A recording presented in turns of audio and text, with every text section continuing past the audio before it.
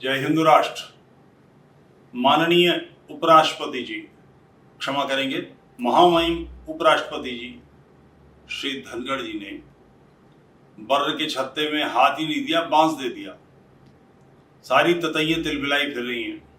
उन्होंने बड़ी दृढ़ता के साथ कहा है कि राष्ट्रपति जी को आदेश देने का अधिकार सुप्रीम कोर्ट के जज का नहीं है, वो उनसे 4 स्टेप्स नीचे है।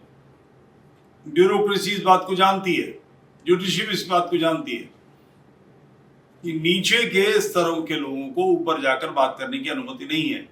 जो केस डिस्ट्रिक्ट कोर्ट में जाना है उस केस को सीधे सुप्रीम कोर्ट नहीं ले आया जा सकता, वो सीधे आदेश करेंगे वहां जाओ। इन सब से होकर ही आना पड़ेगा। तो जो 4 स्तर ऊपर है, भारत के महामहिम राष्ट्रपति का पद निर्विवाद, प्रत्येक प्रकार से निर्विवाद है। उन पर लांछन नहीं लगाए जा सकते। उन्होंने उनके साथ साथ गवर्नर्स को भी घसीटा है कि 3 महीने के अंदर यदि आप निर्णय नहीं लेते तो जो बिल आपके पास पड़ा है वो बिल कानून मान लिया जाएगा। ये एक ऐसी चीज है कि निर्णय न लेना भी एक निर्णय होता है। इसके अधिकार को समाप्त कर रहे हैं। कई बार राष्ट्रपति की स्थिति ऐसी स्पष्ट नहीं करने की होती, ऐसी स्थिति रहती है कि वो इसको दबा के बैठ जाए, समय के साथ समाप्त हो जाए। राजीव गांधी के समय में ये हुआ था। राजीव गांधी का एक बगल बच्चा, एक लौंडा लफंगा लुच्चा टाइप का लीडर, उल्टी सीधी बातें ज्ञानी दल सिंह जी के लिए कह रहा था। कई बार उसकी स्टेटमेंट आ ली है। तो ज्ञानी जी ने चाय के लिए राजीव को निमंत्रित किया और राजीव के आते ही खड़े भी नहीं हुए, होने की आवश्यकता भी नहीं है। महामहिम राष्ट्रपति को इस सम्मान की जरूरत नहीं, मगर कांग्रेस पार्टी के मधुआ मजदूरी करने वाले राष्ट्रपति तो ऐसा करते थे, लिपटते थे, चरणों में झुक जाते थे। उन्होंने सीधे कहा, चाय ऑफर नहीं की, कुछ नहीं कहा, सिर्फ कहा कि कल शाम तक अगर इसका त्याग पत्र नहीं आया तो मैं तुम्हारी सरकार को बर्खास्त कर दूंगा। थरथराते हुए, कपकपाते हुए राजीव पहुंचे और 2 घंटे के अंदर उस दुष्ट का इस्तीफा आ गया। धनखड़ जी ने बिल्कुल सीधी 2 टूक बात की, और न केवल उन्होंने बात की, निशिकांत दुबे ने भी ये बात कही कि आप अपनी मर्यादाएं मत लांघिए। भारत में न्यायपालिका, कार्यपालिका और विधायिका तीनों के अधिकार क्षेत्र स्पष्ट हैं। विधानसभाओं से ये हो चुका है कि विधानसभा के अधिकारी ने बिल्कुल स्पष्ट कोर्ट को मना कर दिया कि आपका ये अधिकार क्षेत्र नहीं है, यहां हमारा निर्णय चलता है, ये हमारा कार्य क्षेत्र है। राष्ट्रपति के अधिकारों को चुनौती देना, राष्ट्रपति के मस्तिष्क को अपने हिसाब से फ्रेम करना कि आपको ऐसा सोचना पड़ेगा, ऐसा करना पड़ेगा, ये अक्षम्य अपराध है। तुरंत क्या हुआ, इसके पक्ष में लोग खड़े होते, उसकी जगह क्या हुआ, नड्डा जी हमारे, जो भारतीय जनता पार्टी के राष्ट्रीय अध्यक्ष हैं और लंबे समय से अध्यक्ष हैं, उनका कार्यकाल समाप्त हुए समय हो चुका है, उसके बावजूद अध्यक्ष बने हुए हैं, और लोग इसकी दिल्ली में चर्चा करते हैं कि वो मूलतः वामपंथी हैं। अन्यथा कोई बताए कि उनकी पत्नी ने दीपावली के पटाखों के लिए कोर्ट में रिट क्यों दायर की। सीधी सी बात है। बहरहाल नड्डा जी ने तुरंत ये कहकर कि निशिकांत जी का जो स्टेटमेंट है वो उनका व्यक्तिगत स्टेटमेंट है, भारतीय जनता पार्टी अपने आप को इससे अलग करती है।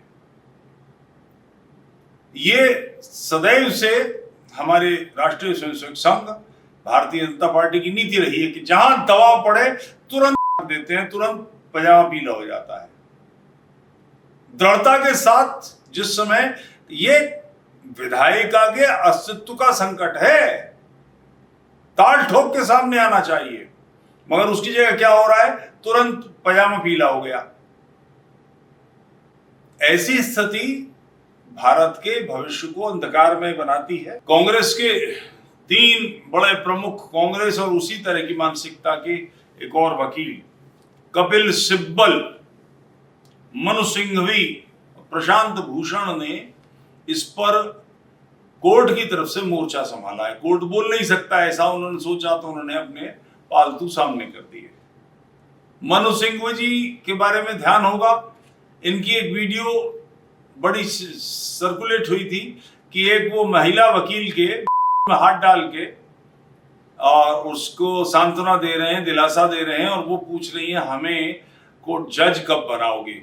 जज बनाने की ये जो अद्भुत तकनीक कांग्रेसियों ने डेवलप करी है, इसका एक प्रमुख उदाहरण है, वो इस समय मुचटा ले रहे हैं। प्रशांत भूषण जो चाहते हैं कि कश्मीर पाकिस्तान में मिला दिया जाए,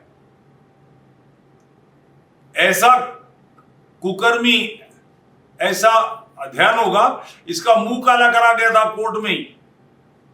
और इन लोगों की स्थिति कोर्ट के सामने ऐसी है कि ये जब कोर्ट पहुंचते हैं तो अंदर से आवाज आती, गाना गाया जाता है, कुंडी मत खड़काओ राजा, सीधे अंदर आओ राजा। ये इतना अधिकार रखते हैं, ये रात के 2 बजे कोर्ट को खुलवा सकते हैं, निर्णय करा सकते हैं। ये तीस्ता जावेद सीतलवाड़ के मुकदमे में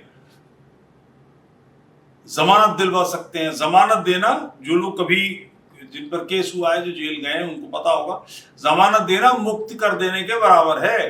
अब इसके बाद मुकदमा चलेगा बरसों बरस।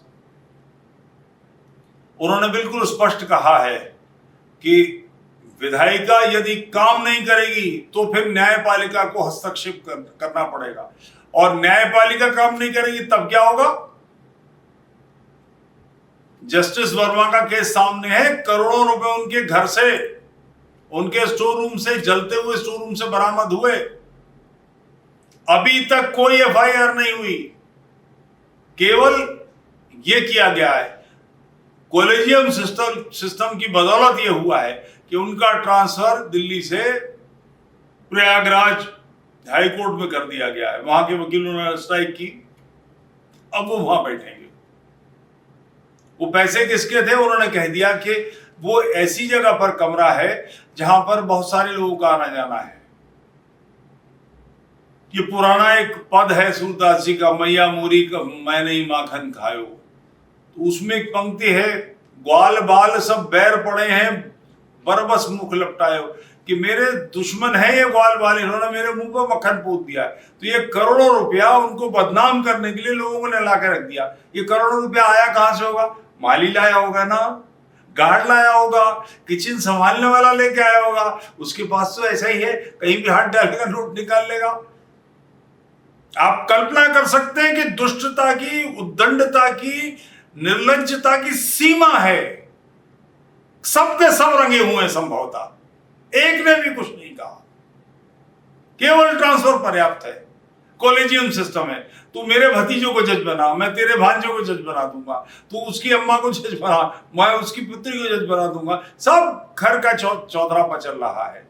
इस पर एक भरपूर प्रहार होना चाहिए, यह सिस्टम पूरी तरह से बंद कर दिया जाना चाहिए। कल्पना कर सकते हैं लालू यादव को 32 वर्ष की चारा घोटाले में गौओं का, पशुओं का चारा खा गए, प्रमाणित हुआ है, ऐसे प्रमाणित हुआ है कि जो बिल कटे हैं, जहां जहां रसीदें बनी हैं, जो नंबर दिए गए हैं, जिस ट्रक पर लाद कर चारा पहुंचाया गया, वो मोटरसाइकिल का नंबर निकला।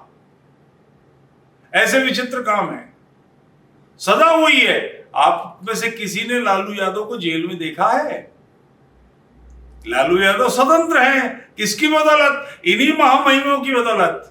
ये जो योर ऑनर कहलाते हैं, चमगादड़ों जैसे कपड़े पहन के और कौओं जैसे काम करते हैं, ये इनका कारण है। यही लोग हैं जो पूरी तरह से सारे सिस्टम को खोखला करने पर उतार हुए हैं। सिर्फ मुझे कष्ट के साथ कहना पड़ता है, जिस समय भारत के स्वतंत्रता की बात चल रही थी, चर्चिल नेता प्रतिपक्ष थे, चैम्बरलिन का जमाना था। चर्चिल ने स्टेटमेंट दिया है, अधिकृत स्टेटमेंट है उसका, कि भारतीय स्वभाव से बेईमान हैं, इनको स्वतंत्रता नहीं मिलनी चाहिए, अन्यथा ये देश को बेच के खा जाएंगे। उनका परिचय ऐसे ही जजों से हुआ होगा, ऐसे ही वकीलों से हुआ होगा, जिसके कारण चर्चिल का ये मन बना। सारे सिस्टम को खोखला करने पर उतारू हैं। जो क्षेत्र आपके काम का नहीं है, जहां आपको नहीं बोलना चाहिए, हर जगह टांग डाल रखी है। सिस्टम चलाने के कुछ तरीके होते हैं कार्यपालिका में, एक CR लिखा जाता है, वरिष्ठ अधिकारी कनिष्ठ अधिकारियों के वार्षिक रिपोर्ट साइन करते हैं, उसमें एक्सीलेंट, वेरी गुड ये सब लिखा जाता है। अगर कहीं वेरी गुड लिख दिया एक्सीलेंट की जगह, तो फिर वो उसका मामला बिगड़ गया केवल वेरी गुड लिखने से। मगर ये जो कलम की शक्ति है, इतनी भर की शक्ति, ये सारे सिस्टम में अनुशासन बनाकर रखती है। इस अनुशासन को भंग करने पर, तोड़ने पर उतारू हैं। बहुत खराब स्थिति है। दूसरों से कहना कि विधायिका काम नहीं करेगी, कार्यपालिका काम नहीं करेगी, तब क्या होगा, ये आप पूछ सकते हैं, विधायिका से आप पूछ सकते हैं। और स्वयं 7 करोड़ मुकदमे पेंडिंग हैं। लोग मर गए, पीढ़ियां खत्म हो गई, 2-2, 3-3 पीढ़ी से मुकदमे चल रहे हैं लगातार। दीवानी मुकदमा तो अनंत काल तक के लिए चलता है, कोई रोक टोक नहीं, कोई देखरेख नहीं, जो मर्जी आए करते रहो। न्यायपालिका को अपनी सीमा तय करनी चाहिए। संविधान के दिए हुए नियमों के अनुसार सजा सुनाने का या मुक्त करने का अधिकार के अलावा उसके पास कोई अधिकार नहीं होना चाहिए। उसके पास पुलिस नहीं है, उसके पास सेना नहीं है, उसके पास कार्यपालिका से, विधायिका से लड़ने के लिए, उसको दबोचने के लिए कोई तरीका नहीं है, केवल कलम है। और वो कलम भी इसलिए है कि उसको शक्ति कार्यपालिका देती है, वो कलम भी इसलिए चलती है कि उसको शक्ति विधायिका देती है। और ये विधायिका के अधिकारों का हनन है। विधायिका को ताल ठोक के इनके सामने आना चाहिए कि आपकी कलम इस फ्रेमबद्ध, इस कोष्ठकबद्ध, इस खास खाने में ही चल सकती है, इससे बाहर आपका क्षेत्र नहीं है, वही काम कीजिए। जय हिंद राष्ट्र।